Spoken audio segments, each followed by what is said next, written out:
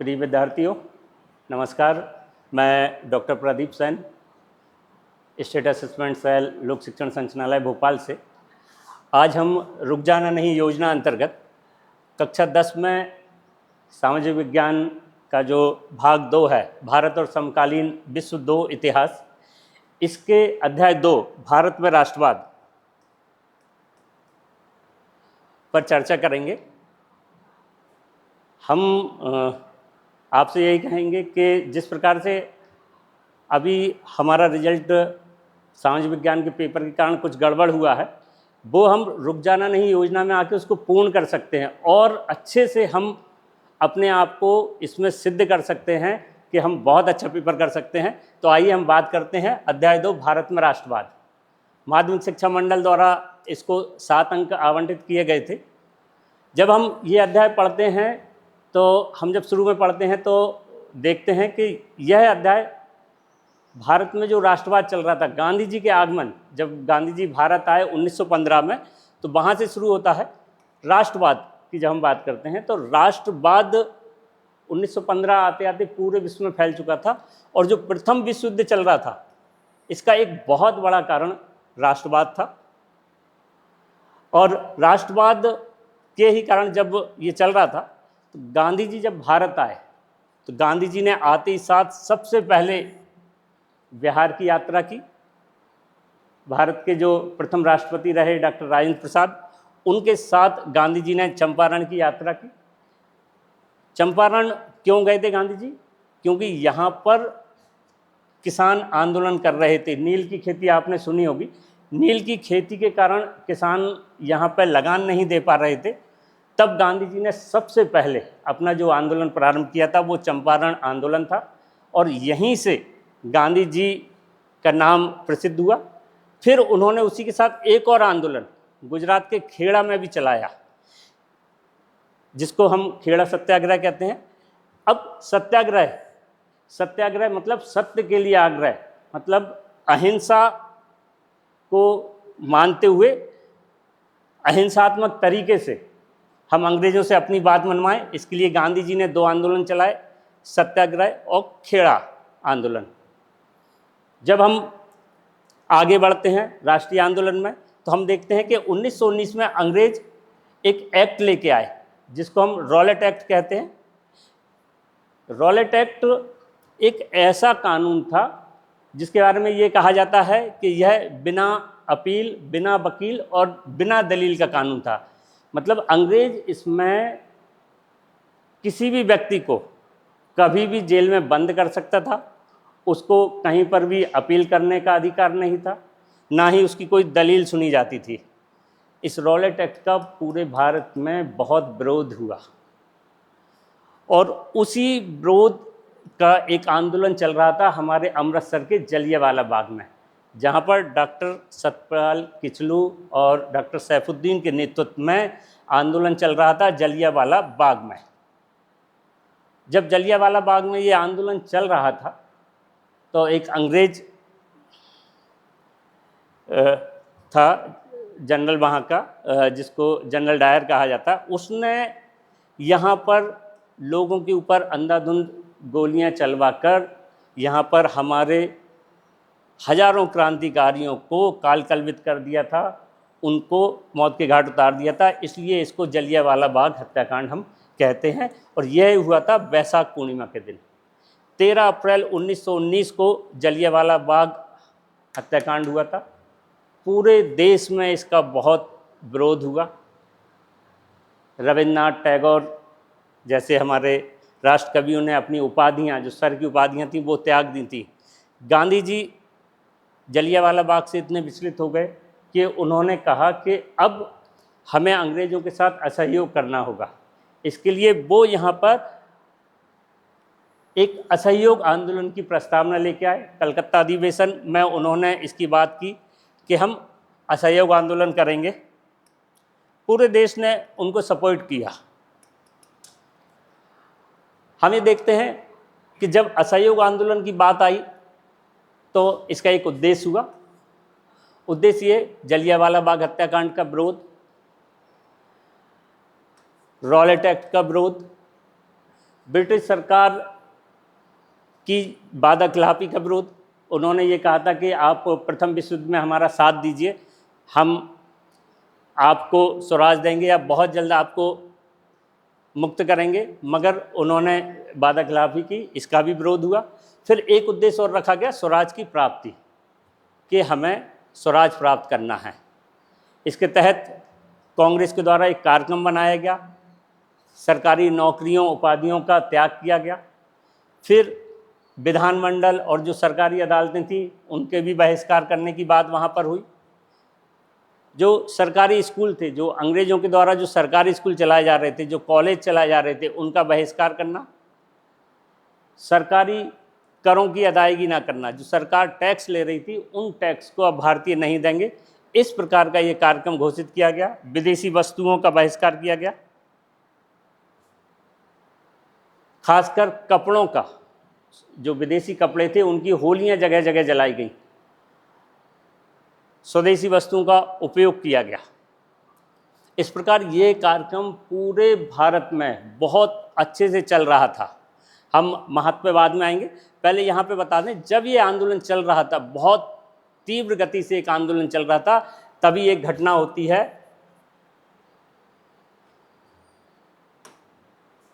चौरा चौरी की घटना।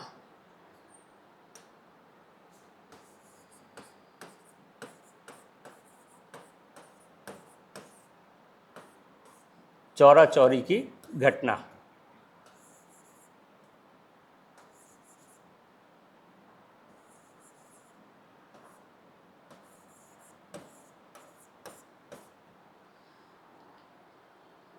पूरे भारत में बहुत तेजी से आंदोलन चल रहा था।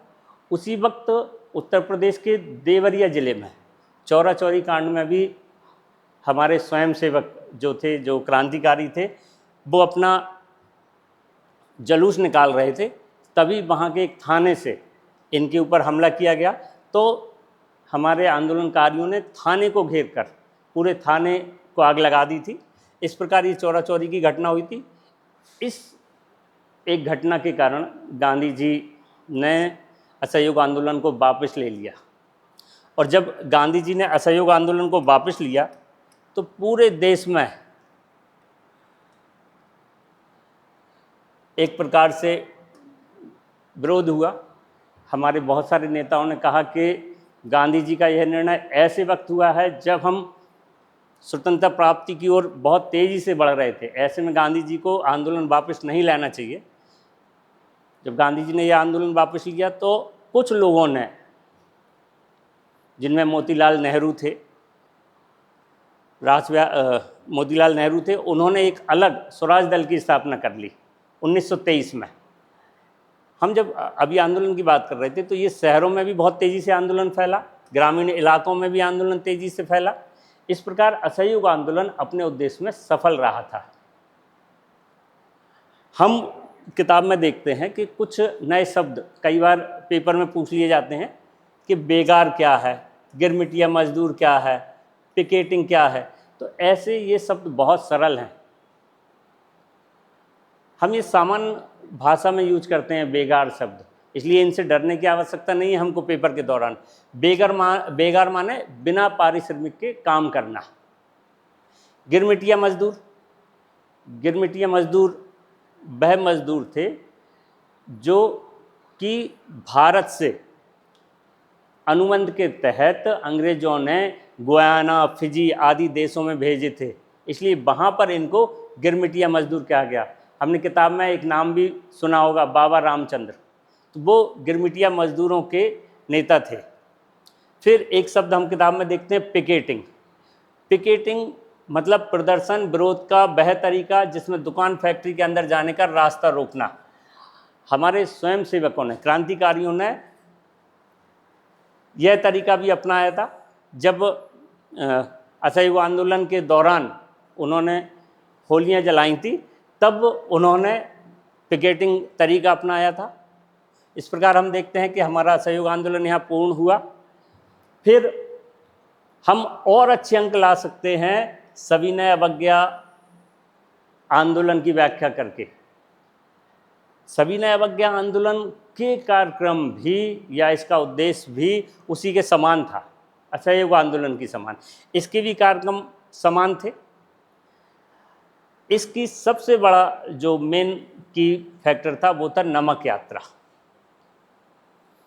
गांधी जी ने अंग्रेज़ों को, उस वक्त लॉर्ड इरविन थे, उनको 11 मार्च को एक पत्र लिखा कि यदि आप हमारे नमक कानून की बात मान लेते हैं तो हम आपके हर बात मानेंगे। मगर जब इरविन ने उनकी बात नहीं मानी तो गांधी जी ने नमक कानून तोड़ने के लिए एक यात्रा की, जो यात्रा 12 मार्च को प्रारंभ हुई और 6 अप्रैल को समाप्त हुई थी।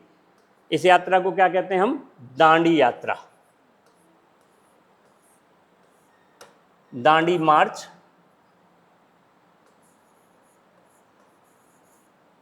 या दांडी यात्रा।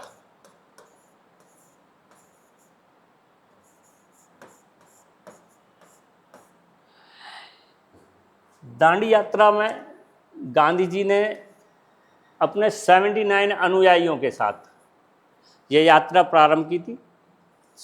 12 मार्च को ये यात्रा प्रारंभ हुई थी साबरमती आश्रम अहमदाबाद से, और 6 अप्रैल 1930 को यह यात्रा दांडी पहुंचती है और वहां पर गांधी जी नमक को हाथ में लेकर नमक कानून को तोड़ते हैं। इस प्रकार ये उनका सविनय अवज्ञा आंदोलन शुरू होता है। अब हम देखते हैं कि जब ये सविनय अवज्ञा आंदोलन चल रहा था तो यहाँ पर लॉर्ड इरविन गांधी जी से बात करते हैं। इसी के बाद जब वो इरविन गांधी जी से मिलते हैं तो गांधी और इरविन के बीच एक पैक्ट होता है जिसको गांधी इरविन समझौता या हम दिल्ली समझौता भी कहते हैं।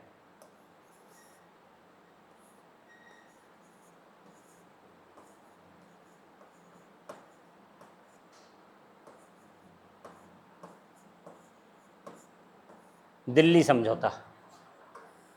इस समझौते के तहत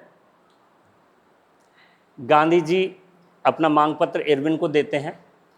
इरविन बहुत सारे गांधी जी की मांगों पर राजी हो जाते हैं, परंतु एक मुख्य मांग जो गांधी जी ने उसमें रखी थी कि हिंसक गतिविधियों में शामिल स्वयंसेवकों, क्रांतिकारियों को भी छोड़ा जाए, मगर इरविन ने वो बात नहीं मानी। हम लोगों ने इतिहास भी देखा होगा कि इसी के बाद भगत सिंह राजगुरु को फांसी दे दी गई थी 23 मार्च 1931 को। तो गांधी जी, ऐसा कहा जाता है कि अहिंसात्मक आंदोलन के समर्थक थे, तो उन्होंने वो बात नहीं की। ये इतिहास का विषय है। फिर यहाँ पर ये दिल्ली समझौता होता है और इस समझौते के बाद गांधी जी गोलमेज सम्मेलन में भाग लेते हैं।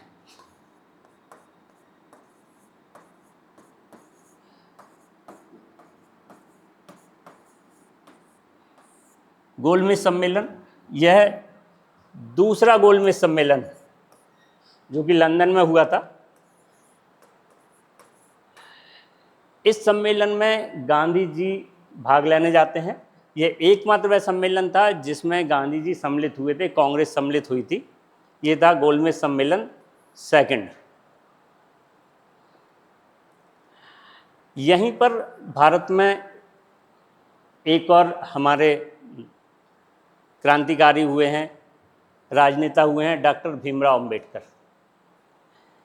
इन्होंने 1930 में दलित वर्ग एसोसिएशन की स्थापना की थी और दलित वर्ग एसोसिएशन की स्थापना करने के साथ साथ यह अंग्रेज़ों से दलित वर्ग के उत्थान के लिए कार्य करने की बात कर रहे थे। इन्होंने बहुत सारी मांगें वहाँ पर रखी थी, परंतु गांधी जी उनके इस प्रकार से कुछ गांधी जी और अंबेडकर जी के बीच में मनमुटाव भी हुआ।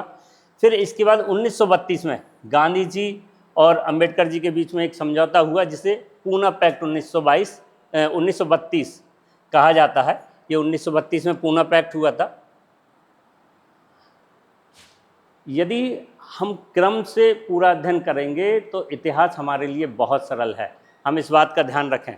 ऐसे ही कुछ महत्वपूर्ण तिथियां हमें किताब में दी हुई हैं पृष्ठ क्रमांक 42 पर, तो इनको भी हम देख सकते हैं। ये बहुत सारी तिथियां हैं। अब हम यहाँ पर कुछ प्रश्नों की बात करते हैं। कुछ प्रश्न ऐसे, जैसे 1 अंक के लिए, चूँकि इसमें 7 अंक हैं और अध्याय बहुत सरल है, तो हम यहाँ 7 में से 7 पूरे अंक ले सकते हैं। बस केवल हमें इतिहास का यहाँ पे क्रम याद रखना पड़ेगा। असहयोग आंदोलन कब शुरू हुआ था? 1920 में शुरू हुआ था। चौरा चौरी कांड कब हुआ? 1922 में हुआ। कहाँ हुआ? देवरिया में हुआ।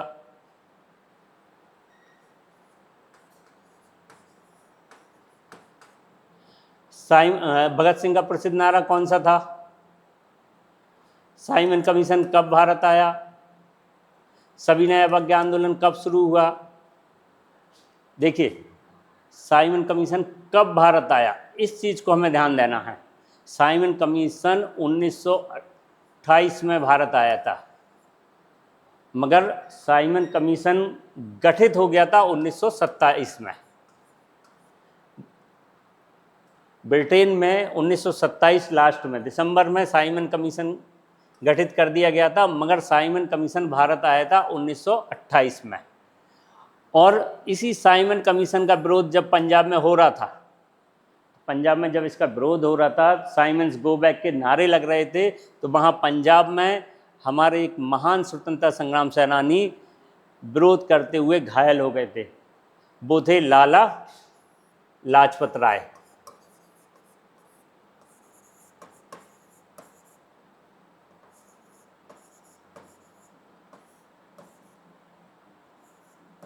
पुलिस की लाठी से वो घायल हुए थे, बाद में उनका निधन हो गया था।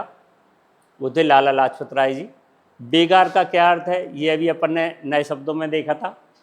बिना पारिश्रमिक का काम करना। बारदोली सत्याग्रह का नेतृत्व किसने किया था? सरदार पटेल जी ने किया था।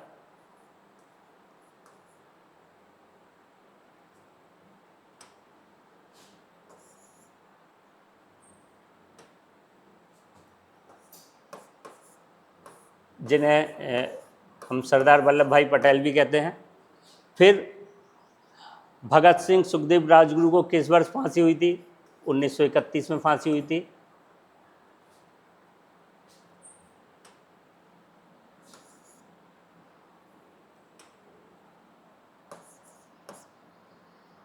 भारत छोड़ो आंदोलन कब शुरू हुआ था? 1942।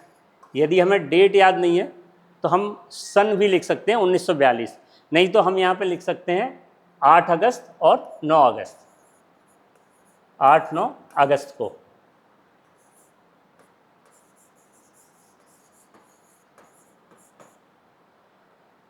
कहाँ से प्रारंभ हुआ था? मुंबई में प्रारंभ हुआ था। करो या मरो का नारा किस आंदोलन की उपज है? तो वह उपज है भारत छोड़ो आंदोलन की।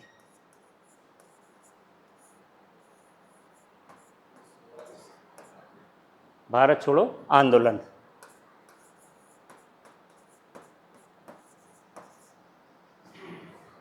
ऐसे करके हम छोटे छोटे प्रश्न तैयार कर सकते हैं। फिर कुछ प्रश्न हम सन वाले प्रश्न भी हम याद कर सकते हैं जो सही जोड़ियों में आते हैं। गांधी जी का आगमन कब हुआ? 1915 में हुआ। Rowlatt act 1919। हिंद स्वराज पुस्तक उनकी। सविनय अवज्ञा आंदोलन 1930। असहयोग आंदोलन 1920। पूर्ण स्वराज की मांग 1929 और हिंद स्वराज 1909। ये ऐसे करके हम जोड़ियां बना के बच्चों को हल करा सकते हैं। फिर इस प्रश्न में हम ये देखते हैं कि एक जोड़ियां इस प्रकार भी हो सकती हैं कि महात्मा गांधी, बाबा रामचंद्र, वल्लभ भाई पटेल, अल्लूरी सीताराम, भगत सिंह, रविन्द्रनाथ टैगोर, किसने क्या काम किया। तो इस प्रकार से हम ये जोड़ी भी बना सकते हैं। जैसे महात्मा गांधी किस बात के लिए जाने जाते हैं? सत्याग्रह के लिए जाने जाते हैं। बाबा रामचंद्र कौन थे? ये हमने आपको शुरू में बताया था कि बाबा रामचंद्र गिरमिटिया मजदूर थे।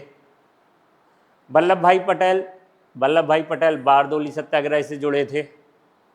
अल्लूरी सीताराम रंपा विद्रोह से जुड़े थे। भगत सिंह ने कौन सा नारा दिया था?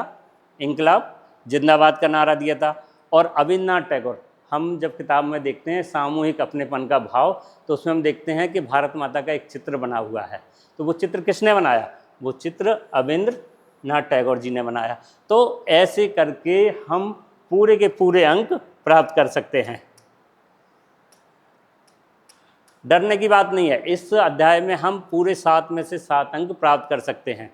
इसी प्रकार हम यह प्रश्न भी याद कर सकते हैं, 2 अंक में भी इनको हम याद कर सकते हैं, 1 अंक में भी याद कर सकते हैं इन प्रश्नों को। जलियांवाला बाग हत्याकांड कब हुआ था? 1917 में। गांधी जी ने बिहार के चंपारण इलाके का दौरा क्यों किया? पिकेटिंग शब्द का क्या आशय है? स्वराज पार्टी का गठन कब और किसने किया? 1923 में मोतीलाल नेहरू और रासबिहारी बोस ने किया था। बारदोली सत्याग्रह क्या है? कांग्रेस के किस अधिवेशन में असहयोग कार्यक्रम पर स्वीकृति की मोहर लगी? पूना पैक्ट क्या था? ये सब अभी अपन क्रम से देखते हुए आ रहे थे। तो यही प्रश्न बनते हैं, और यदि हम एक बार डिटेल पढ़ लेते हैं तो हम यहाँ पर बहुत अच्छे अंक ला सकते हैं। अभी हमने 2 अंक के प्रश्न देखे थे, 2 अंक के और प्रश्न भी हैं। चंपारण सत्याग्रह के बारे में आप क्या जानते हो? खिलाफत आंदोलन क्यों हुआ था? खिलाफत आंदोलन 1920 में हुआ था, जब अंग्रेज़ों ने तुर्की के खलीफा को पद से हटा दिया था। तो जब हमने उनको पद से हटाया था, तुर्की के खलीफा को हटा दिया गया था, तो उन्हें पुनः स्थापित करने के लिए खिलाफत आंदोलन हुआ था। गांधी जी ने खिलाफत आंदोलन को एक बहुत अच्छा मौका माना था कि इससे हिंदू मुस्लिम पास आएंगे और भारत की आज़ादी में दोनों मिलकर काम करेंगे। फिर रॉलेट एक्ट अपन बात कर चुके हैं। दांडी यात्रा का क्या उद्देश्य था? गांधी इरविन पैक्ट, दिल्ली समझौता क्या था? कांग्रेस के किस अधिवेशन में पूर्ण स्वतंत्रता की मांग की गई तथा इस अधिवेशन के अध्यक्ष कौन थे? ऐसे ही 3 अंक, इनको ये 3 अंक में भी आ सकते हैं और 4 अंक में भी आ सकते हैं। असहयोग आंदोलन में चौरा चौरी की घटना का क्या महत्व है? साइमन कमीशन का गठन क्यों किया गया? भारतीयों ने इसका क्यों विरोध किया? गांधी जी ने दांडी यात्रा क्यों की? इसका क्या परिणाम हुआ? अथवा नमक सत्याग्रह पर एक टिप्पणी लिखें। स्वराज पार्टी की स्थापना एवं उद्देश्य की विवेचना करें। और कुछ प्रश्न और हैं ऐसे, जैसे भारत में लोग रॉलेट एक्ट के विरोध में क्यों थे? जलियांवाला बाग हत्याकांड पर टिप्पणी लिखें। असहयोग आंदोलन का उद्देश्य एवं कार्यक्रम लिखिए।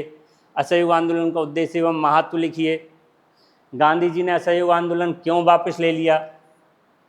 साइमन कमीशन पर प्रश्न अभी अपन ने देखा था पिछली स्लाइड में। 22 फरवरी 1928 सविनय अवज्ञा आंदोलन के क्या कारण थे? नमक मार्च या दांडी यात्रा किस प्रकार उपनिवेशवाद के विरुद्ध प्रतिशोध या प्रतिरोध का एक प्रभावी हथियार बन गया? समझाइए।